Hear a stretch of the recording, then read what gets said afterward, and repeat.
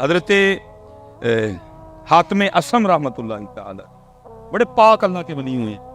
ان کے لیے لکھا ہے کہ ذرا وہ مخلوق سے نا تھوڑا ذرا سائڈ پہ ہی ذرا کوئی کسی جنگل میں رہتے تھے حضرت جی.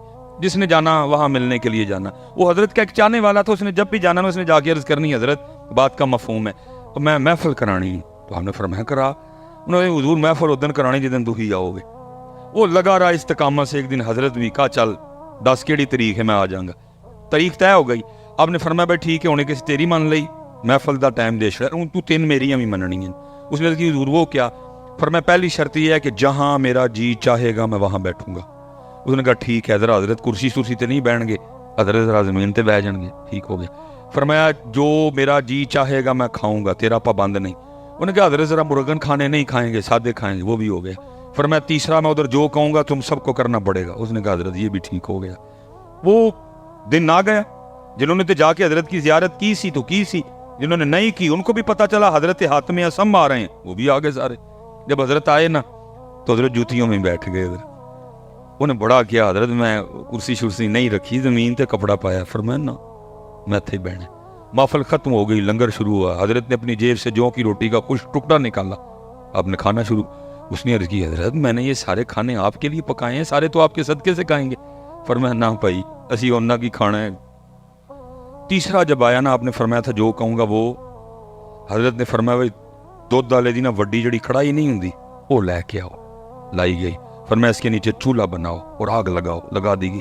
فرمایا خوب آگ بھڑکاؤ, خوب بھڑکائیے. فرمایا کڑائی پٹھی رکھو, رکھ دی. فرمایا اتنی آگ بھڑکاؤ کہ کڑاہی بھی آگ بن جائے. جب کڑاہی سرخ ہو گئی نا حضرت نے جوتی اتاری اور کڑائی پہ کھڑے ہو گئے. فرمایا جو کی روٹی کا ایک خشک کیا کہ نیچے آ گئے. جتنے محفل میں لوگ تھے نا فرمایا اس کڑائی پہ ننگے پیر کھڑے ہو کے یہاں جتنی روٹیاں, جتنی بوٹیاں, جتنے چاول, جتنی کھیر, جتنے گلاس پانی پیا سب حساب تو لوگوں کی چیخیں نکلی. نس کی ضرور یہ تڑی کرامت, یہ اللہ کی مہر ہے. آپ اس آگ نما کڑائی پہ کھڑے ہو گئے.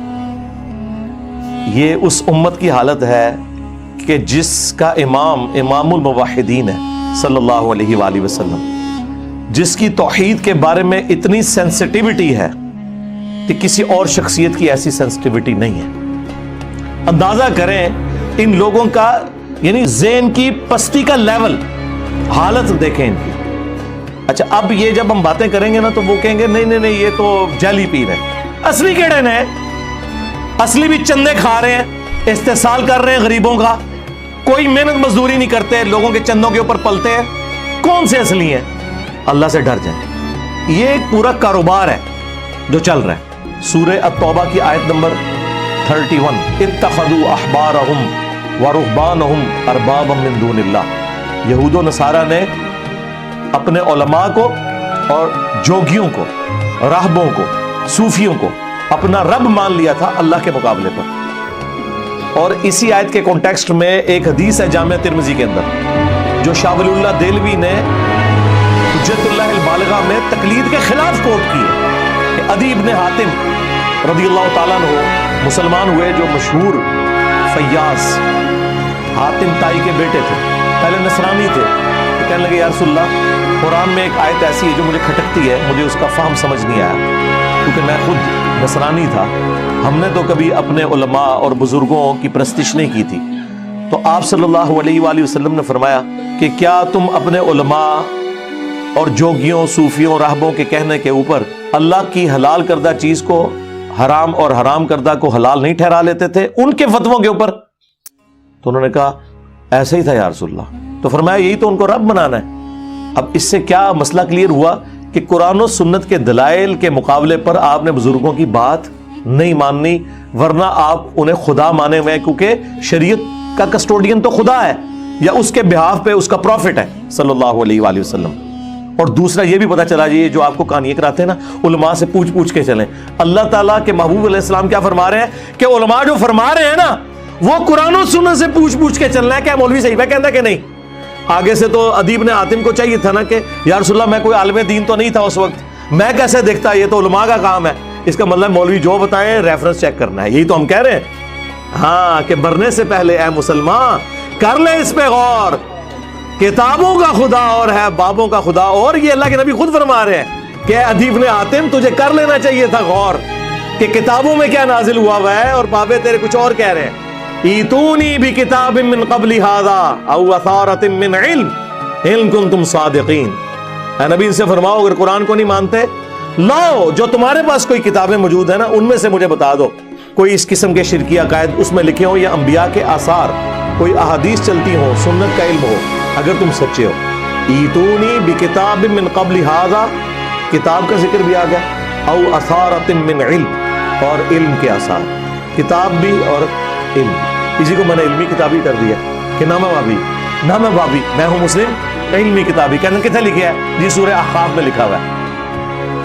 یہ کہاں لکھا ہوا ہے کہ جی مرنے سے پہلے اے مسلمان کر لے اس پہ غور، کتابوں کا خدا اور ہے، بابوں کا خدا اور؟ جی جامعہ ترمذی میں حدیث موجود ہے، آؤ نا داڑ تلے۔ ہاں ویسے تو آپ کہتے ہیں جی دیکھیں جی ڈاکٹر اقبال نے تو حدیث کا ترجمہ کر دیا شعر کے اندر، وہ زمانے میں معزز تھے مسلمان ہو کر اور تم خوار ہوئے تارک قرآن ہو کر۔ یہ ترجمہ ہے مسلم شریف کی اس حدیث کا جو مشکات میں بھی ہے کہ اللہ تعالیٰ اس کتاب کی وجہ سے قوموں کو عروج دے گا اور اس کی وجہ سے زوال پذیر کرے گا۔ مستقبل کی خبر تھی، لیکن ڈاکٹر اقبال کے زمانے میں یہ سب کچھ ہو چکا تھا، انہوں نے اسے ماضی بنا دیا۔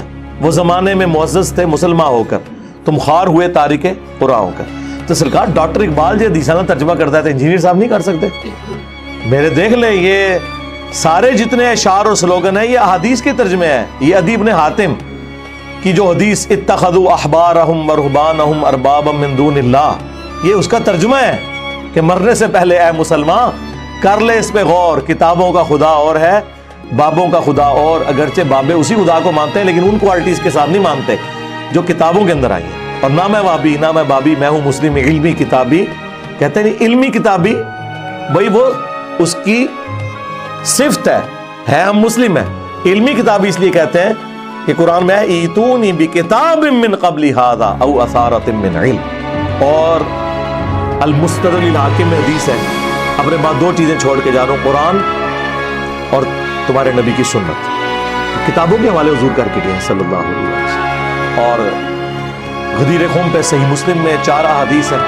قرآن کو پکڑ لینا، اس میں ہدایت ہے، نور ہے، یہ اللہ کی رسی ہے، جو اسے پکڑے گا ہدایت پہ ہوگا، جو چھوڑ دے گا گمراہ ہو جائے گا۔ اور دوسری بھاری چیز میرے اہل البیت ہے، ان کے معاملے میں میں تمہیں اللہ کا خوف دلاتا ہوں۔ یہ جملہ 3 دفعہ آپ نے ریپیٹ کیا۔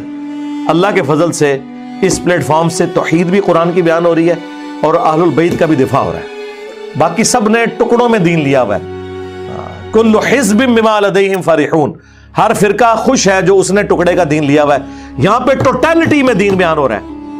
اہل حدیث نے توحید بیان کی قرآن والی، اہل بیت پہ آگے ان کی موت ہو گئی۔ اہل تشیع نے اہل بیت کا دفاع کیا، اگرچہ اس میں غلو بھی کیا لیکن دفاع تو کیا، لیکن توحید کے معاملے میں آگے موت ہو گئی۔ اہل البیت کے ساتھ وہ عقیدے منسوب کر دیے جو اللہ کا حق تھا۔ یہ وہ پلیٹ فارم ہے جہاں پہ کبھی ریڈ لائن کراس نہیں ہوتی۔ توحید گج وج کے بیان ہوگی اور اہل البیت کا بھی دفاع ہوگا، لیکن کوئی ریڈ لائن کراس نہیں ہوگی اللہ کے فضل سے، الحمدللہ۔